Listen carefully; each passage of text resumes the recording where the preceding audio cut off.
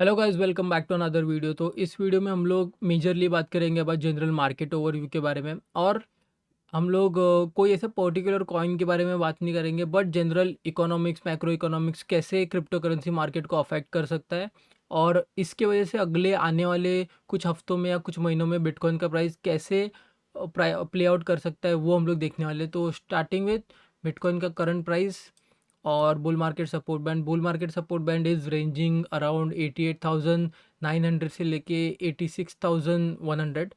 और अगर हम लोग बिटकॉइन का प्राइस देखें तो ये अपने ऑल टाइम हाई से ऑलमोस्ट 4% तक नीचे है। तो अगर जब भी 4% का मूव देगा, जो कि बिटकॉइन के लिए बहुत मुश्किल नहीं है, but somehow it is not able to do it. तो आई विल जस्ट सी कि क्यों हो नहीं रहा है एग्जैक्टली।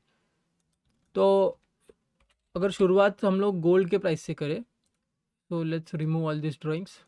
तो गोल्ड के प्राइस एक्शन में हम लोग एक चीज़ देख सकते हैं कि इसने रिसेंटली अपना एक हाई ब्रेक किया है गोल्ड ने, right. This was the high और इसने अभी एक ब्रेकआउट दे रहा है। तो हमें ये वीकेंड तक देखना है कि ये यहाँ पे सस्टेन करता है कि नहीं। अगर नीचे आएगा तो इट इज़ फाइन, बट अगर ये ऊपर सस्टेन करता है तो क्या क्या पॉसिबिलिटीज़ है, हमें वो देखना है। तो let's make a vertical line here, क्योंकि इसने अभी ब्रेकआउट दिया है। तो हम लोग पिछला जब भी गोल्ड ने ब्रेकआउट दिया था, तभी बिटकॉइन में क्या क्या रिएक्शन आया था वो देखने वाले। सो लेट्स चेक कि पिछले जब भी गोल्ड ने ब्रेकआउट दिया है, उसके बाद बिटकॉइन में क्या रिएक्शन आया। So here it was the breakout. तो अगर मैं इसको हाई मानूँ, क्योंकि ये दिस इज़ द हाई, फिर इसके बाद यहाँ पे इसने ब्रेकआउट किया है, ठीक है। This is the one data point. फिर बाद में ये वाला एक हाई है, दिस इज़ द हाई। और फिर बाद में वी कैन जस्ट सी कि यहाँ पे इसने ब्रेकआउट दिया है, ठीक है। तो इतना अपने को गोल्ड का ब्रेकआउट पॉइंट तो मिल गए। तो now we will overlay bitcoins price on this chart. Let's overlay the bitcoins price. So let's make it yellow, that is visually थोड़ा अच्छा दिखे, and make it on the logarithmic scale. Okay, so now I mean, I can see, I hope you guys can see it very clearly, but to explain you guys, तो अभी gold का price थोड़ा हम लोग नीचे ही लेके जाते हैं। सो हमको बस ये 3 डेटा पॉइंट ही चेक करना है। इसके लिए गोल्ड के प्राइस पे इतना ध्यान नहीं देंगे, but to start the analysis, actual analysis जो मैं शुरुआत में कह रहा था कि कैसे प्ले आउट हो सकता है, सो उसके लिए हम लोग देख सकते हैं कि ये जो वाइट लाइन है, जो हमें पता है कि गोल्ड का ब्रेकआउट पॉइंट है। तो गोल्ड के ब्रेकआउट पॉइंट के बाद, सो 2-3 बार के बाद बिटकॉइन ने एक टॉप लगाया है, ठीक है, मतलब 3 हफ्ते के बाद। सो this is the one data point जहाँ पे हमें दिख रहा है कि 3 हफ्ते के बाद एक टॉप लगाया है, उसके बाद एक सेल ऑफ आया है बिटकॉइन में, ठीक है। इतना, this is the one scenario. बाद में सेकेंड सिनारियो के लिए वी कैन एक्चुअली सी कि सेकेंड सिनारियो में इसने क्या किया है। अभी this was the breakout point 1, 2, 3, यहाँ पे भी ऑलमोस्ट 3 हफ्ते के बाद इसने एक टॉप लगाया है। उसके बाद थोड़ा बहुत ये ब्रेक मोड में आ गया है, या फिर सेल ऑफ मोड में आया है। सो दिस इज़ द साइडवेज, हम लोग इसको कह सकते हैं कि this was the sideways movement by bitcoin, ठीक है। तो हमारे पास दो सिनारियोज आ जाते हैं। फर्स्ट इज़, एक तो टॉप लगा के इसने डंप दे दिया। सेकेंड इज़ थोड़ा सा साइडवेज मूवमेंट आएगा, राइट। क्योंकि अगर गोल्ड ब्रेकआउट कर रहा है, जैसे हमने कहा कि गोल्ड ब्रेकआउट कर रहा है, तो ये दो सिनारियोज हमारे पास है। सो ये दो सिनारियो में से एक होने के चांसेस है।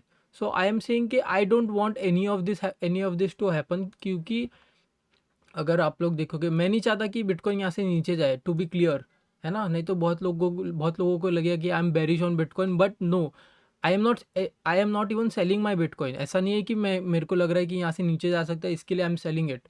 आई am not selling any of the bitcoin, but to be only aware of all the possibilities. क्योंकि अगर आप लोगों को यहाँ से लेट्स से कि थोड़ा नीचे डंप आया है यहाँ तक, ठीक है, यहाँ तक आई थिंक थोड़ा ज़्यादा हो जाएगा, पर to be just to be hypothetical, यहाँ तक डंप आ गया, तो बहुत लोग पैनिक होके घबरा जाएंगे, क्योंकि I am sure of it कि बहुत लोग सिर्फ बिटकॉइन में नहीं है, अपने ऑल्ट कॉइन्स में भी है।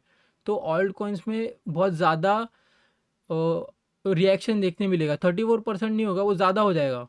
एंड आई एम श्योर कि बहुत लोग पैनिक वगैरह करके थोड़ा सा पैनिक सेलिंग हो जाएगा या फिर थोड़ा फियर आ जाएगा।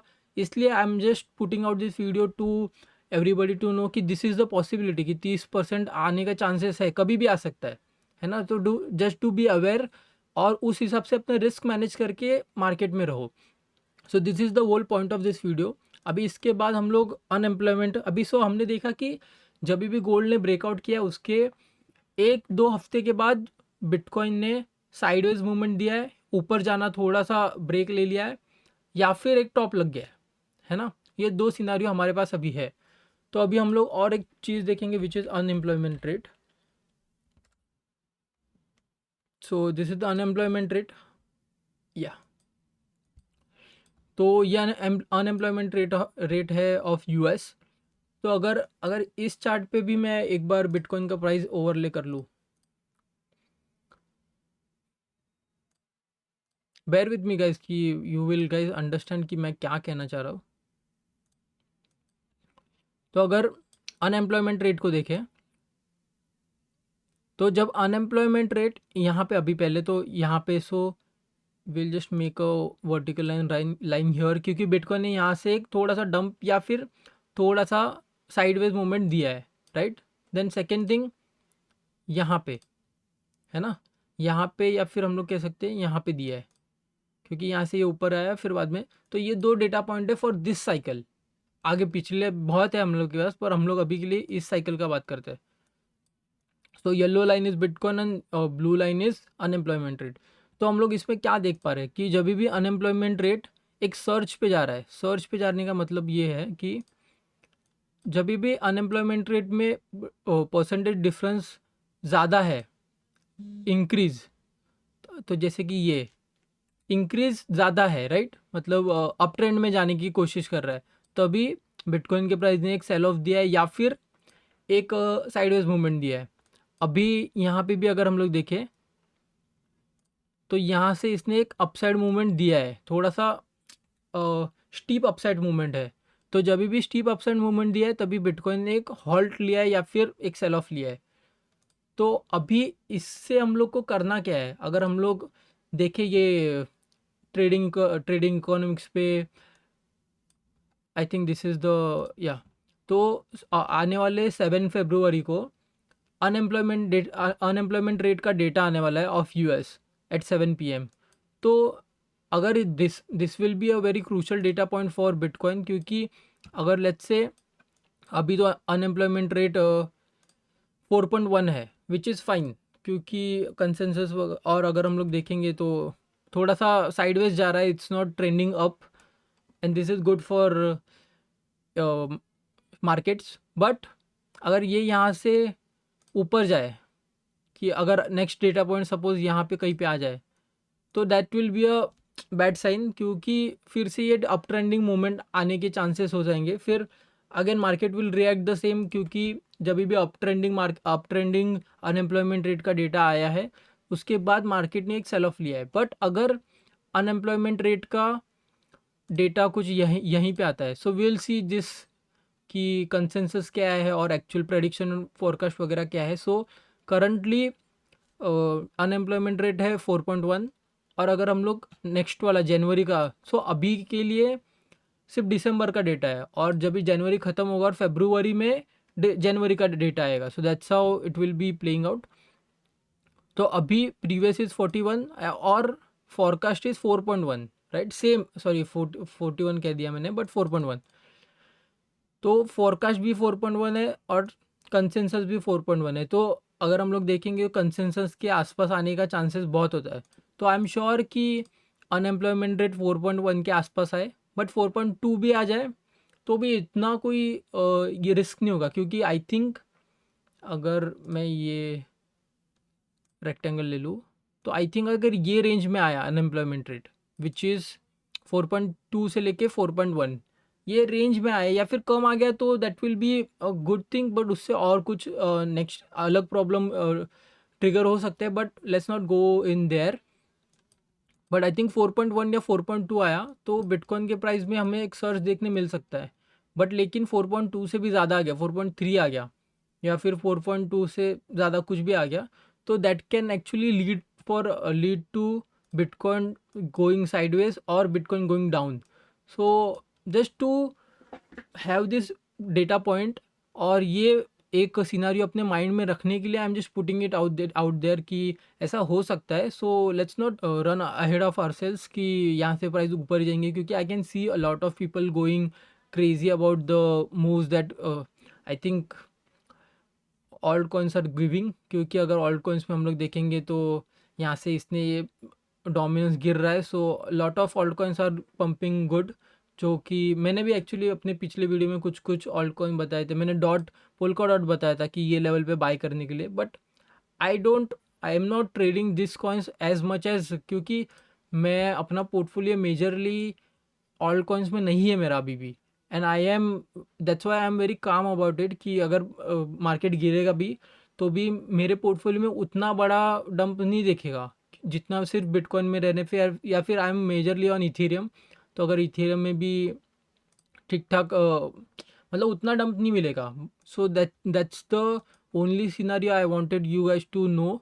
So to summarize everything that we discussed in this video, first thing that we discussed कि बिटकॉइन का प्राइस क्यों स्टैगनेंट है, और मतलब अगर 4% का अपसाइड मूव देने के लिए भी ये बहुत स्ट्रगल कर रहा है।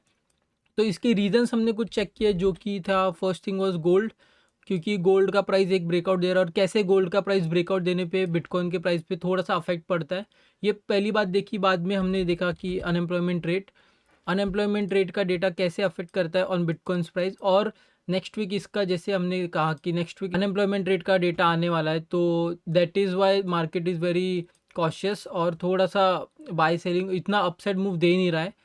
I think this is it for this video.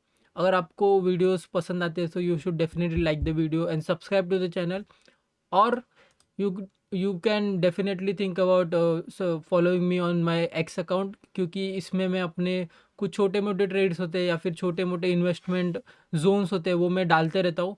So you can definitely think about following me there, and I will see you guys in the next video.